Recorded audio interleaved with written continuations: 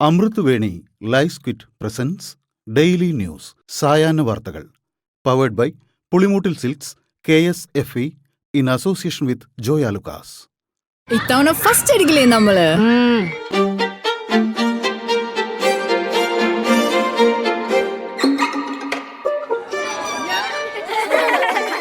കുട്ടികൾക്കൊക്കെ പെയിൻ ശല്യം ഉണ്ടാകും. അതുകൊണ്ട് ലൈസ് കിറ്റ് ഉപയോഗിച്ച് ക്ലാസ്സിൽ വരാൻ പ്രത്യേകം ശ്രദ്ധിക്കണം. ലൈസ് കിറ്റ് ലൈസ് റിമൂവർ പെയിൻ ശല്യത്തിൽ നിന്നും ഉടനടി ആശ്വാസം. നമസ്കാരം, ഞാൻ നീതു കൃഷ്ണ. ഡെയിലി ന്യൂസിന്റെ സായാഹ്ന വാർത്തകളിലേക്ക് സ്വാഗതം. ഇന്ന് സെപ്റ്റംബർ 25 വ്യാഴാഴ്ച. ഇന്ത്യ മറ്റൊരു രാജ്യത്തെയും ആശ്രയിക്കില്ലെന്നും താൽക്കാലിക പ്രശ്നങ്ങൾക്ക് ഇന്ത്യയെ പിന്നോട്ടടിക്കാനാവില്ലെന്നും പ്രധാനമന്ത്രി നരേന്ദ്രമോദി. ഇന്ത്യയുടെ ഉൽപ്പന്നങ്ങളെ മറ്റുള്ളവർ ആശ്രയിക്കണമെന്നും സ്വയം പര്യാപ്തതയാണ് ഇന്ത്യയുടെ മന്ത്രമെന്നും നരേന്ദ്രമോദി പറഞ്ഞു. മെയ്ഡ് ഇൻ ഇന്ത്യ ഉൽപ്പന്നങ്ങൾക്ക് മുൻഗണന നൽകണമെന്നും GST പരിഷ്കരണം ശക്തവും ജനാധിപത്യപരവുമായ നടപടിയാണെന്നും അന്താരാഷ്ട്ര ട്രേഡ് ഷോ ഉദ്ഘാടനം ചെയ്ത പ്രധാനമന്ത്രി വ്യക്തമാക്കി.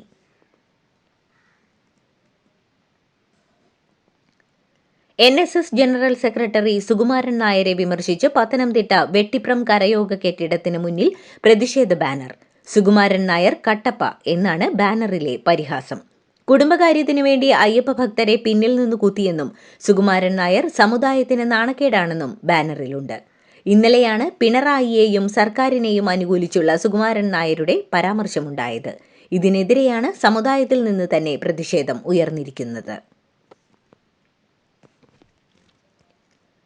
പിണറായി വിജയൻ സർക്കാരിനോടുള്ള NSSന്റെ നിലപാട് മാറ്റത്തിൽ BJPക്ക് ഒരു ആശങ്കയുമില്ലെന്ന് മുൻ കേന്ദ്രമന്ത്രി V. മുരളീധരൻ. ശബരിമലയിൽ വികസനത്തിനും ആചാര സംരക്ഷണത്തിനും BJP പ്രതിജ്ഞാബദ്ധരാണ്. പന്തളത്ത് ഭക്തർ നടത്തിയ സംഗമം വൻ വിജയമാണ്. പമ്പയിൽ നടന്നത് AI സംഗമമാണെന്നും മുരളീധരൻ പറഞ്ഞു.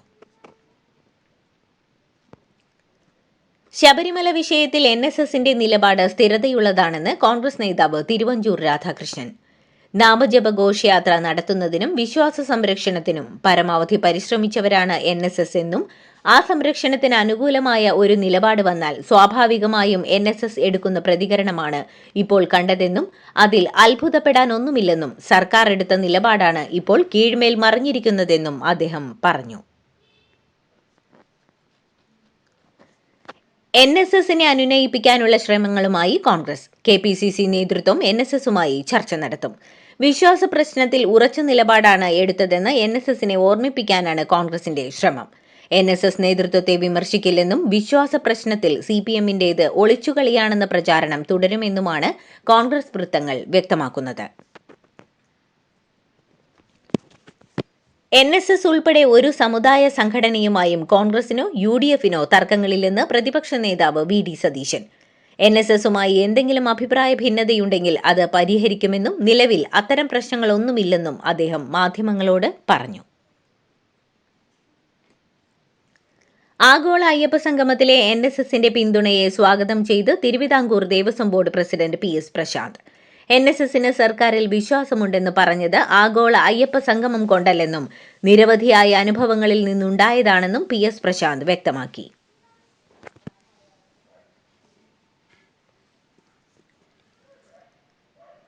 ആഗോള അയ്യപ്പ സംഗമത്തിൽ അവതരിപ്പിച്ച മാസ്റ്റർ പ്ലാൻ പ്രകാരം നിലയ്ക്കലിൽ 405.63 കോടിയുടെ വികസനത്തിന് സന്നദ്ധമായി കേന്ദ്ര പൊതുമേഖലാ സ്ഥാപനം. പമ്പ, സന്നിധാനം എന്നിവിടങ്ങളിലെ വികസനത്തിന് സിംഗപ്പൂർ, മലേഷ്യ, ആന്ധ്രാപ്രദേശ് എന്നിവിടങ്ങളിൽ നിന്നുള്ളവർ താൽപര്യം അറിയിച്ചു. വിശദ പദ്ധതി രേഖ തയ്യാറാക്കാനും പ്രതിനിധികൾ നിർദ്ദേശിച്ചിട്ടുണ്ട്. പാലിയേക്കരയിലെ ടോൾ വിലക്ക് തുടരുമെന്ന സുപ്രധാന തീരുമാനവുമായി ഹൈക്കോടതി. മുരിങ്ങൂരിൽ സർവീസ് റോഡ് ഇടിഞ്ഞതിൽ ജില്ലാ കളക്ടർ കോടതിക്ക് റിപ്പോർട്ട് നൽകിയിരുന്നു. മുരിങ്ങൂരിൽ സർവീസ് റോഡ് തകർന്നതുപോലെ പലയിടത്തും സാധ്യത ഉണ്ടെന്നാണ് കളക്ടറുടെ റിപ്പോർട്ടിൽ പറയുന്നത്. തുടർന്ന് ഹർജി പരിഗണിച്ച കോടതി ടോൾ പിരിവ് തൽക്കാലം പുനരാരംഭിക്കേണ്ടതില്ല എന്നാണ് വ്യക്തമാക്കിയിരിക്കുന്നത്.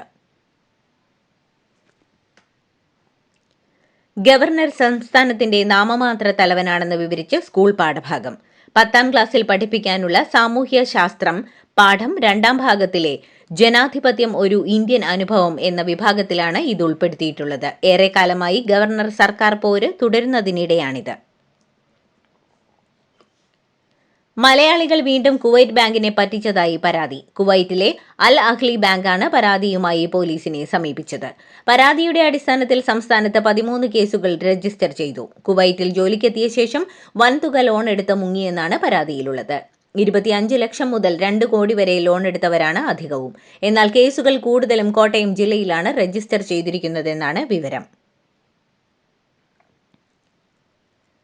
MSC എൽസ 3 കപ്പൽ മുങ്ങിയതിനെ തുടർന്നുണ്ടായ പരിസ്ഥിതി നാശത്തിന് 1200.62 കോടിയുടെ നഷ്ടപരിഹാരം നൽകാൻ ഹൈക്കോടതി ഉത്തരവിട്ടു. സംസ്ഥാന സർക്കാർ ഫയൽ ചെയ്ത അഡ്മിറാലിറ്റി സ്യൂട്ടിലാണ് ജസ്റ്റിസ് MA അബ്ദുൽ ഹക്കീമിന്റെ ഉത്തരവ്. മുങ്ങിയ കപ്പലിൽ നിന്ന് എണ്ണ ചോരുകയും കണ്ടെയ്നറുകളിലെ രാസവസ്തുക്കളടക്കം സമുദ്രത്തിൽ കലരുകയും ചെയ്തതുമൂലം പരിസ്ഥിതി സാമ്പത്തിക മേഖലകളിലുണ്ടായ നഷ്ടം കണക്കിലെടുത്താണ് ഉത്തരവ്. സുന്ദരിപ്പൂവേ പൂത്തുമ്പികളെ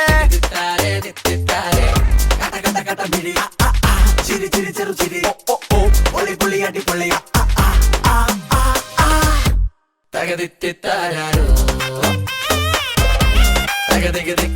Pulimutil Silks presents Unskippable Onam Collections. Starts at just ₹299. Rahul Mamkootathil MLAക്കെതിരെയുള്ള ആരോപണങ്ങൾക്ക് പിന്നാലെ ഷാഫി പറമ്പിൽ MPക്കെതിരെ ഗുരുതര ആരോപണങ്ങളുമായി CPM പാലക്കാട് ജില്ലാ സെക്രട്ടറി. ഭംഗിയുള്ള സ്ത്രീകളെ കണ്ടാൽ ഷാഫി ഉടൻ ബംഗളൂരുവിലേക്ക് ട്രിപ്പ് അടിക്കാമോ എന്ന് ചോദിക്കുമെന്ന് ജില്ലാ സെക്രട്ടറി EN സുരേഷ് ബാബു ആരോപിച്ചു. ഷാഫിയും രാഹുലും ഈ കാര്യത്തിൽ കൂട്ടുകച്ചവടം നടത്തുന്നവരാണെന്നും സ്ത്രീ വിഷയത്തിൽ രാഹുലിന്റെ ഹെഡ്മാഷാണ് ഷാഫി പറമ്പിലെന്നും കോൺഗ്രസിലെ പല നേതാക്കളും രാഹുലിന്റെ അധ്യാപകരാണെന്നും സുരേഷ് ബാബു പരിഹസിച്ചു. CPM പാലക്കാട് ജില്ലാ സെക്രട്ടറി EN സുരേഷ് ബാബുവിന്റെ ആരോപണങ്ങൾക്കെതിരെ മറുപടിയുമായി ഷാഫി പറമ്പിൽ MP.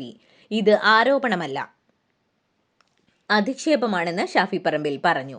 നിയമ നടപടിയുമായി മുന്നോട്ടു പോകുമെന്നും പരാമർശങ്ങൾ മറുപടി പോലും അർഹിക്കുന്നില്ലെന്നും ഇതാണോ 2026 CPMന്റെ തെരഞ്ഞെടുപ്പ് തന്ത്രമെന്ന് നേതാക്കന്മാർ വ്യക്തമാക്കണമെന്നും ഷാഫി ചോദിച്ചു. ഇതാണോ CPMന്റെ രാഷ്ട്രീയമെന്നും ജില്ലാ സെക്രട്ടറിയെ കൊണ്ട് ഇങ്ങനെയൊക്കെ സംസാരിപ്പിക്കലാണോ തെരഞ്ഞെടുപ്പിലേക്കുള്ള മാനിഫെസ്റ്റോയെന്നും ഷാഫി പറമ്പിൽ ചോദിച്ചു. മാധ്യമങ്ങളോടാണ് ഷാഫിയുടെ പ്രതികരണം. രാഹുൽ മാങ്കൂട്ടത്തിലിന്റെ രാജി വരെ BJP അതിശക്തമായി പ്രതിഷേധിക്കും. സസ്പെൻഷനിലുള്ള രാഹുലിനെ കോൺഗ്രസ്, KSU, യൂത്ത് കോൺഗ്രസ് പ്രവർത്തകർ ചേർത്ത് പിടിക്കുന്നു. ഇത് ഇരട്ടത്താപ്പാണ്. സസ്പെൻഷൻ കൊണ്ട് കോൺഗ്രസ് ഉദ്ദേശിക്കുന്നത് എന്താണ്? കോൺഗ്രസ് ഓഫീസിൽ കയറ്റാൻ കൊള്ളാത്തവനെ പാലക്കാട് എങ്ങനെ കയറ്റും? MLAയെ സംരക്ഷിക്കുന്ന നിലപാട് കോൺഗ്രസ് തിരുത്തണമെന്ന് BJP Palakkad city president Prashanth Sivan ആവശ്യപ്പെട്ടു. ലൈംഗികാതിക്രമ ആരോപണം നേരിടുന്ന പാലക്കാട് MLA രാഹുൽ മാങ്കൂട്ടത്തിലിനെതിരെ അതിരൂക്ഷ വിമർശനവുമായി CPM നേതാവ് NN കൃഷ്ണദാസ്. രാഹുൽ മാങ്കൂട്ടത്തിലിനെ രാഷ്ട്രീയ കേരളത്തിന്റെ അശ്ലീലം എന്ന് വിശേഷിപ്പിച്ച അദ്ദേഹം രാഹുലിനെ പാലക്കാടേക്കുള്ള വരവിലൂടെ കോൺഗ്രസ് ജനങ്ങളെ വെല്ലുവിളിക്കുകയാണെന്നും കുറ്റപ്പെടുത്തി. കോൺഗ്രസിന് ലജ്ജയില്ലെന്നതിന്റെ തെളിവാണിതെന്നും അദ്ദേഹം പറഞ്ഞു.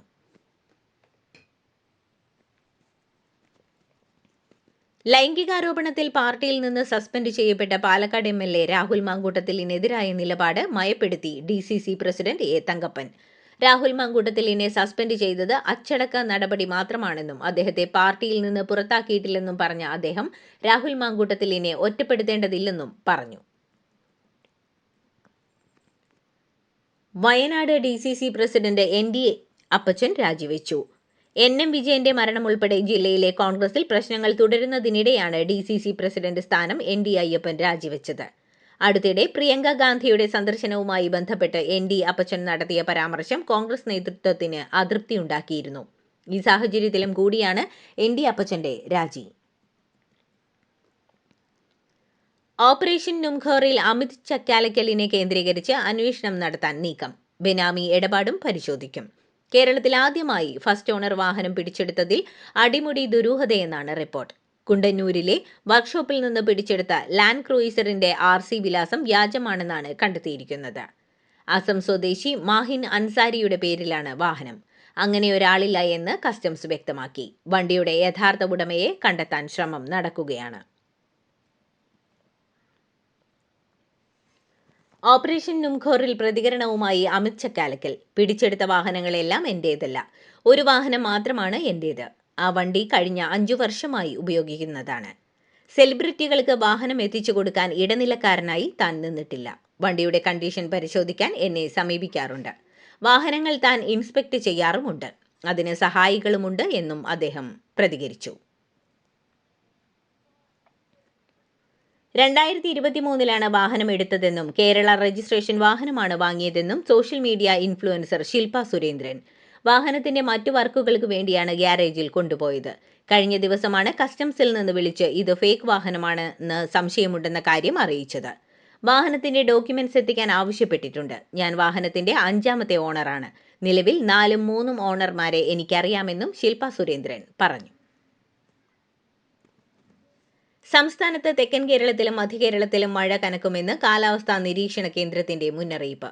തിരുവനന്തപുരം മുതൽ ഇടുക്കി വരെയുള്ള 7 ജില്ലകളിൽ യെല്ലോ അലർട്ടാണ്. ഒറ്റപ്പെട്ട കനത്ത മഴയ്ക്ക് സാധ്യതയുണ്ടെന്ന് കാലാവസ്ഥാ വകുപ്പ് അറിയിച്ചു. വേഗതയിൽ കാറ്റ് വീശാൻ സാധ്യതയുള്ളതിനാൽ ജാഗ്രത പുലർത്തണമെന്നും മുന്നറിയിപ്പുണ്ട്. ചേർത്തലയിലെ ബിന്ദു പത്മനാഭൻ കൊലപാതക കേസിൽ അറസ്റ്റിലായ പ്രതി CM സെബാസ്റ്റ്യൻ കുറ്റസമ്മതം നടത്തി. ബിന്ദുവിനെ താൻ കൊലപ്പെടുത്തിയെന്ന് സെബാസ്റ്റ്യൻ മൊഴി നൽകിയതായി ക്രൈംബ്രാഞ്ച് കോടതിയിൽ അറിയിച്ചു. കുറ്റസമ്മത മൊഴിയുടെ അടിസ്ഥാനത്തിലാണ് ബിന്ദു പത്മനാഭൻ കൊലക്കേസിൽ സെബാസ്റ്റ്യനെ പ്രതി ചേർത്തത്. കൺഗ്രാചുലേഷൻസ് മിടുക്കിയാട്ടോ. പൈലറ്റ് ആവണമെന്ന് പറയണേ. അവളുടെ ആഗ്രഹമല്ലേ, അവള് പറക്കട്ടെ. ചെലവ് എത്രയാന്ന്? KSFEയുടെ പുതിയ ഹാർമണി ചിട്ടി ചേരണം. കണ്ണടച്ചു തുറക്കും മുമ്പ് അവളുടെ +2 കഴിയില്ലേ. കടം വാങ്ങാതെയും സ്ഥലം വിൽക്കാതെയും കുട്ടികളെ പഠിപ്പിക്കാം. KSFE ഹാർമണി ചിട്ടികൾ. KSFE ഹാർമണി ചിട്ടിയിൽ ചേരുന്ന 100 ഭാഗ്യശാലികൾക്ക് സിംഗപ്പൂർ യാത്ര. ലഡാക്കിലെ പ്രതിഷേധത്തെ അനുകൂലിച്ച് ജമ്മു കാശ്മീർ മുഖ്യമന്ത്രി ഒമർ അബ്ദുള്ളയും PDP നേതാവ് മെഹബൂബ മുഫ്തിയും. കേന്ദ്ര സർക്കാരാണ് ഉത്തരവാദിയെന്ന് പറഞ്ഞ ഇരുവരും കേന്ദ്രം ലഡാക്കിനായി എന്തു ചെയ്തുവെന്ന് ആത്മപരിശോധന നടത്തണമെന്ന് പ്രതികരിച്ചു. സംസ്ഥാന പദവി വാഗ്ദാനം ചെയ്ത് കാശ്മീരിനെ വഞ്ചിച്ചെന്നും നേതാക്കൾ ആരോപിച്ചു. സംസ്ഥാന പദവി ആവശ്യപ്പെട്ട് ലഡാക്കിൽ ഇന്നലെ യുവജന സംഘടന നടത്തിയ പ്രതിഷേധത്തിൽ വൻ സംഘർഷമാണ് ഉണ്ടായത്. സംസ്ഥാന പദവി ആവശ്യപ്പെട്ടുള്ള പ്രതിഷേധങ്ങൾ സംഘർഷത്തിൽ കലാശിച്ചതോടെ ലഡാക്ക് അതീവ ജാഗ്രതയിൽ. സംഘർഷത്തിൽ കേന്ദ്ര സർക്കാർ ഗൂഢാലോചനാവാദം ആവർത്തിക്കുകയാണ്. സംഘർഷം പൊട്ടിപ്പുറപ്പെട്ടത് കേന്ദ്രവുമായി ചർച്ച നടക്കാനിരിക്കെയാണെന്നും ഒക്ടോബർ 6 ചർച്ച നിശ്ചയിച്ചിരുന്നുവെന്നും സോനം വാങ്ചുക്കിന്റെ സമരവും പ്രസംഗങ്ങളുമാണ് സംഘർഷം ആളിക്കത്തിച്ചതെന്നുമാണ് ആഭ്യന്തര മന്ത്രാലയം കുറ്റപ്പെടുത്തുന്നത്. രാജ്യവ്യാപക സമഗ്ര വോട്ടർ പട്ടിക പരിഷ്കരണത്തിൽ രാഷ്ട്രീയ പാർട്ടികളുമായി ചർച്ച നടത്താൻ തെരഞ്ഞെടുപ്പ് കമ്മീഷൻ. സംസ്ഥാനങ്ങളിലെയും കേന്ദ്രഭരണ പ്രദേശങ്ങളിലെയും മുഖ്യ തെരഞ്ഞെടുപ്പ് ഓഫീസർമാർക്കും ചർച്ച നടത്താനുള്ള നിർദ്ദേശമുണ്ട്. പരിഷ്കരണ തീയതി പ്രഖ്യാപിക്കും മുൻപ് ചർച്ച പൂർത്തിയാക്കാനാണ് ആലോചന.